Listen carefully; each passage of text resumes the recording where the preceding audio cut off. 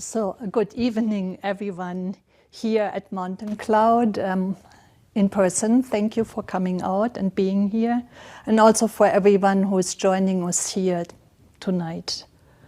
I think we are all here today not only because it's a Thursday evening and it's time for a Dharma talk, but because there is something deep in us that has brought us to this practice in the first place.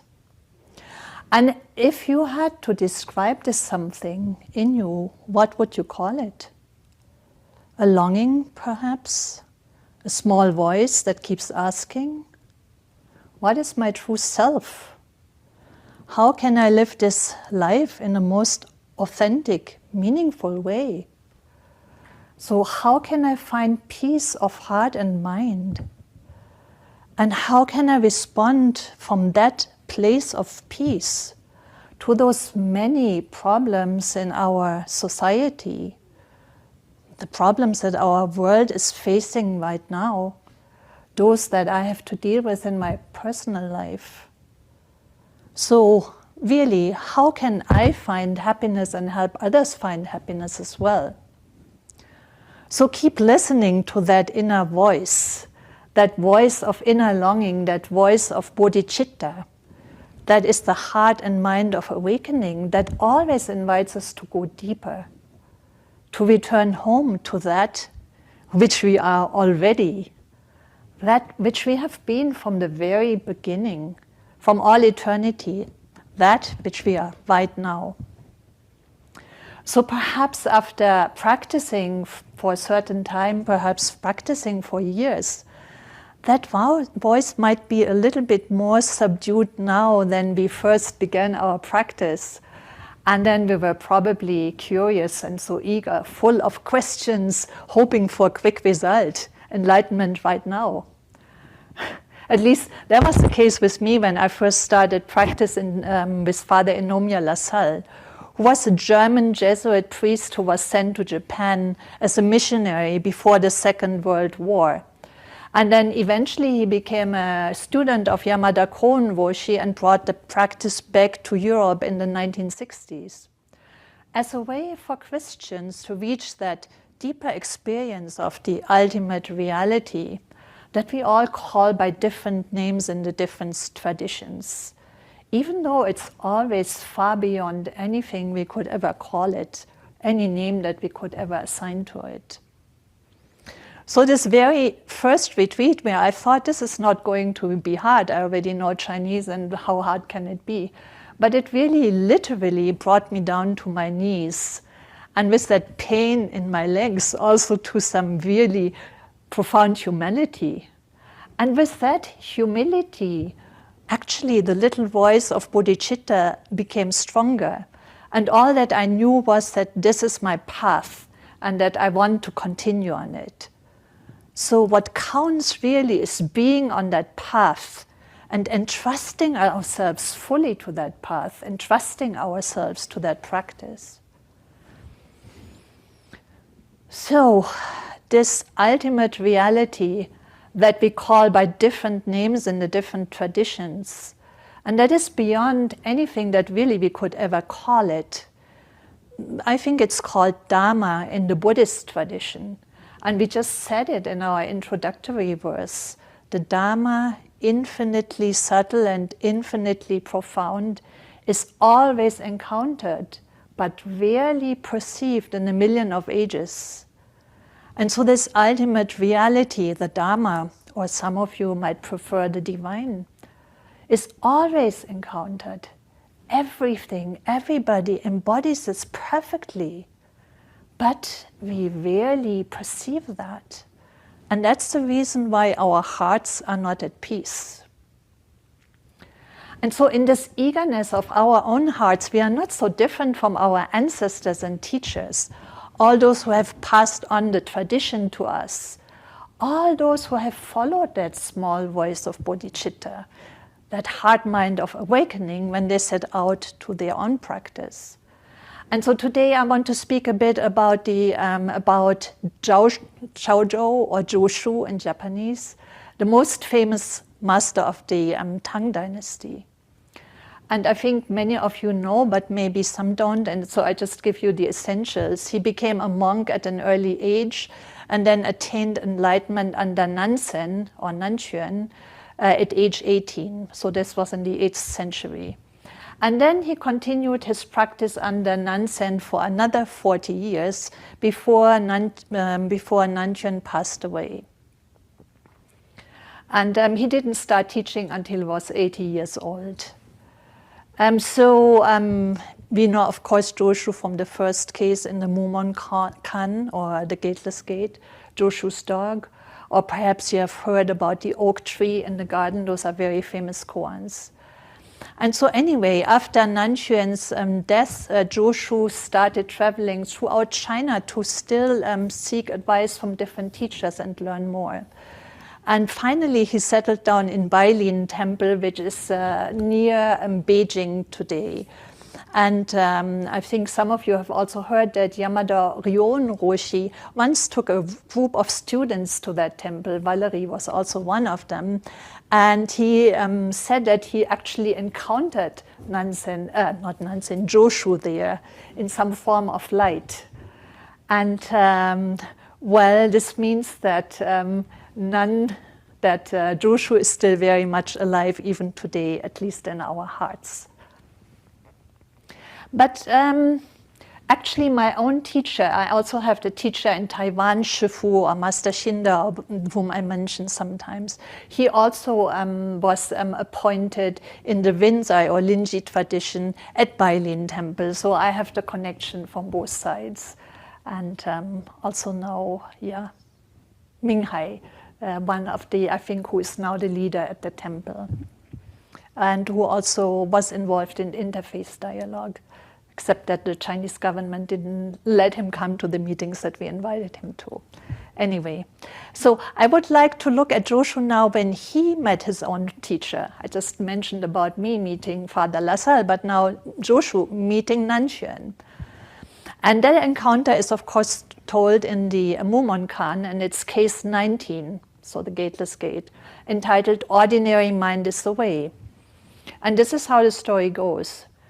Joshu earnestly asked Nansen, "What is the way?" Nansen answered, "Ordinary mind is the way." Joshu asked, "Should I direct myself towards it or not?" Nansen said, "If you try to turn towards it, you go against it." And Joshu insisted, "But if I do not try to turn toward it, how do I know that it's the way?" And Nansen said, "The way does not belong to knowing or not knowing. Knowing is delusion and not knowing is blank consciousness. When you have really reached the true way beyond all doubt, you will find it as vast and boundless as outer space. How can it be talked about on the level of right or wrong?" And at these words, Joshu was suddenly enlightened. But so here we see that very earnestness of Joshu asking, what is the way? Should I direct myself toward it or not? And if I don't direct myself towards it, how would I even know it's the way? And Nansen, what does he answer? He says, ordinary mind is the way. But that answer doesn't strike Joshu or make any sense to him at first. And so he's persisting in his questions. Shall I direct myself toward or not? And if I don't direct myself toward it, how would I ever know it is the way? And it's only when Nansen says clearly, the way does not belong to knowing or not knowing. When you have reached it, beyond all doubt, you will find it as vast and bound as outer space. So how can it be talked about on the level of right or wrong? And it's only then that Joshu has an awakening experience. But so this boundless and vast as outer space, is that something that you can relate with, resonate with? But now let's look at the way in which Joshu himself, many years later, receives a young monk who has just entered his monastery with that same eager question. And that's the story that's told in case 7 of the Gateless Gate. entitled Joshu's Wash Your Bowls. Here's the case. A monk asked Joshu, I have just entered this monastery. I beg you, master, please give me instructions. And Joshu asked, have you eaten your rice gruel yet? The monk answered, yes, I have. Joshu said, then wash your bowl. So please, master, give me instructions. So in that request, we can hear that bigger question that appears in a number of koans, namely, what's the meaning of Bodhidharmas coming from the West? Or what is ultimate reality? What is the way? What's my true self? And Joshu simply asked back, have you eaten your rice yet? So in Chinese, actually, this have you eaten yet is a very common greeting, just like we say hello or how are you? And I think the monk is so eager that he probably did not even greet Joshu when he arrived there, but he came right to the point. I'm new here. Please give me instructions. Please say something about the way. And once I was in Frankfurt airport and I was very eager to get to my flight. And then I saw that the airport was cordoned off and I was shocked. So I went to the next policeman and said, why is all of this cordoned off? And he said, well, first of all, good morning. So this is like, yes. But so Joshu's answer in form of these questions, have you eaten your rice yet? Hello. That actually is that very instruction that the monk is asking about. It is the meaning of Bodhidharma coming from the West. It's the whole of Buddhism. Perfect embodiment of that ultimate reality. And it is the ordinary mind. Remember Nansen? But of course, the monk cannot see that yet. Just as Joshu himself couldn't see that either, couldn't understand the meaning of ordinary mind when he asked Nansen about the way. And so the monk says, yes, I have. And that's a completely common, normal answer to the greeting. And then Joshu asks, or he adds, or tells him, wash your bowl. So taking this literally, it's the most obvious answer. You have eaten, so go and wash your bowl. But the monk, again, doesn't get it. He doesn't hear that this is the instruction that he was asking about. This full expression of that true self, that true reality that he's seeking to experience in the monastery. He doesn't realize there is really nothing outside of this. Wash your bowl. I don't know if any of you has seen this film by Doris Dury, a German filmmaker. It's called Enlightenment Guaranteed. And if not, really try to find it. It's a story of two brothers who come from Bavaria and they're each burdened with their own problems. And they travel to Japan to spend some time in a monastery, in a Zen monastery. And on the flight, one of them looks into a koan book and studies this. And then he's perplexed and he turns to his brother and says, this is completely crazy. Isn't that how we often feel, at least initially, when we hear, have you eaten yet? Wash your bowl? That is the whole of the Buddha's teaching? That is ultimate reality? The whole of the reality? So just a question, a greeting, getting up, sitting down, listening to Maria, this thing, that thing, that's just it, everything, the revelation of our true nature. Can you see that? Perhaps a bit. And so following this small voice of bodhicitta inside us, we keep doing our practice to perceive, to see, to realize that Dharma that is always encountered, fully encountered, in something as simple as, how are you today? Have you eaten yet? But I think we should unpack this wash your bowl a bit more. What is your bowl? So what is it that you put into it on a daily basis? or what has been even put into it from the time before we were born. Maybe, yeah, at least from the time we have been born. Of course, we all know it. It's first of all this notion of the small I, me, mine, that small self, as compared to all the other selves around us and the things of the universe.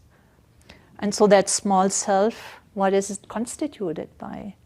Our memories, our tendencies, our preferences, our likes and dislikes, love and hate, opinions, struggles, our struggles really to make it in this competitive society.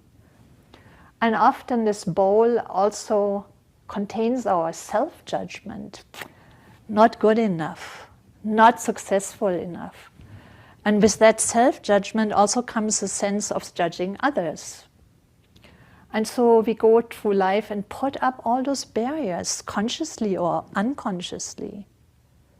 And then we feel the sense of lack, of not being at ease, suffering, this dukkha, that the Buddha spoke about.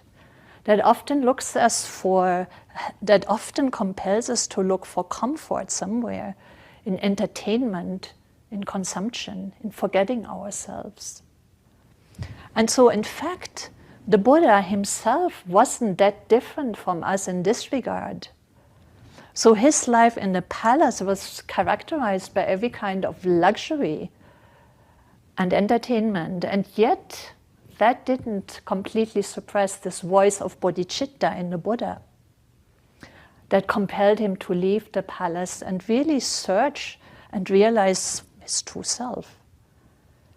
So the Buddha, I think he washed his bowl in a very radical way, leaving behind his wife and a newborn baby, disappointing the expectations of his father who wanted him to be a king, and then engaging in 6 years of very ascetic practice until his bones were sticking out, until he came back to the middle way and experienced enlightenment with the rising of the morning star.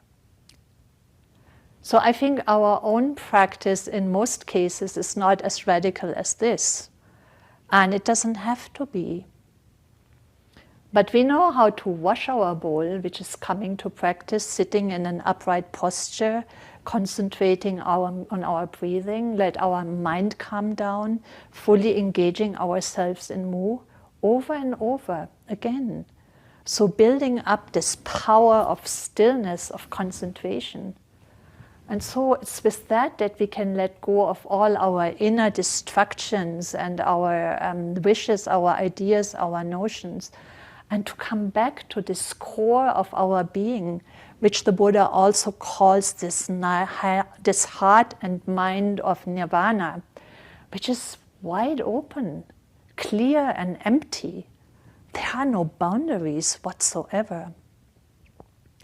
And so that precisely is what Nansen called the way, vast and empty as a firmament. If you turn against it, if you turn towards it, you go against it because you are it already. And there is nothing to turn towards. That whole universe, everything is it already. So Buddha Shakyamuni realized this wondrous heart and mind of nirvana, which he called the true form, beyond any words or concepts. And that is really our true selves. From the beginning, beyond any time and space. And so this voice of bodhicitta just keeps calling us to wash our bowl and to empty it out completely so that we can become receptive to this very moment, to every moment that is showing it to us so clearly. So this can come to us in very different ways. And I like to speak often about the experience of Thomas Merton, who was a Cistercian monk, Trappist monk, I think, Cistercian Trappist, yeah, correct. Yeah, and like the Buddha, he lost his mother very early, and then he lived a life of privilege, studying at Cambridge and Columbia University, and lots of partying. Until for Merton, this small voice of bodhicitta couldn't be repressed anymore. And so then he returned to his Catholic roots and went probably the most radical way there was by entering a Trappist monastery. That was the Gethsemane Abbey in Kentucky. And one day he had, I think, a doctor's appointment, and he was coming out of his hermitage, waiting to cross a street on this famous intersection between 4th Street and Walnut. And then he perceived the people, the ordinary people who are waiting or passing by or coming by in the car in the street. He perceived a light in them. And later he wrote down, I saw that everyone was exuding this shining light. And if we could only see ourselves in that light, we would bow down in front of each other. But of course, for us, it's so often so difficult to perceive this light, because we are often blinded by, maybe social media. There are all these kinds of influencers who tell us what we need to do to have a beautiful light, or even political voices that are so conflicting, that often denigrate the light in so many people, in maybe the migrants, the poor, the light in this our natural world. And so we get confused, we don't perceive the light. So Merton, his own experience was very profound, and it really transformed him completely. He no longer considered himself as being separate from the world, as a hermit, but instead he went out of the monastery and got engaged in the causes at that time, the civil rights movement. He would appear together with Martin Luther King and also Abraham Joshua Heschel. He engaged in interfaith dialogue, he traveled to Asia, and he spoke out against the Vietnam War. In the case of my own teacher, Joshu in Taiwan, he spent 10 years meditating in the graveyard. That's when I first met him, and 2 years in a cave fasting. And when he came out from his retreat, he told a few nuns around him, he said, well, unless we build a museum or some place where people can engage in interfaith dialogue, there will be no peace. And the nuns said, Master, we came here to do our religious practice, not to build a museum. We don't know how that works. And they said, well, find out. That's your religious practice now. So when we empty our bowl, it's that we have the space to really engage with the world and do these things that are necessary. And so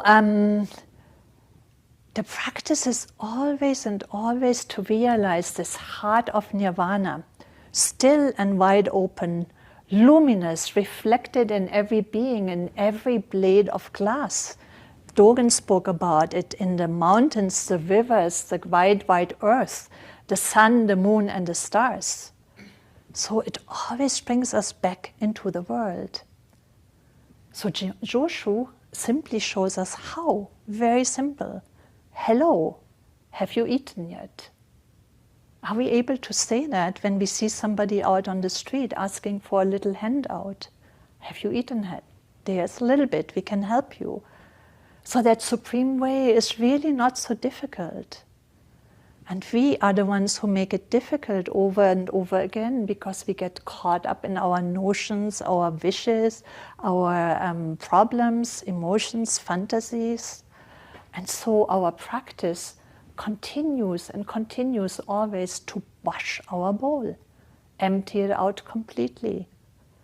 And then from that place of openness and no boundaries, to really fully embrace every moment and be receptive to what it brings. That's our practice. And the end of my talk.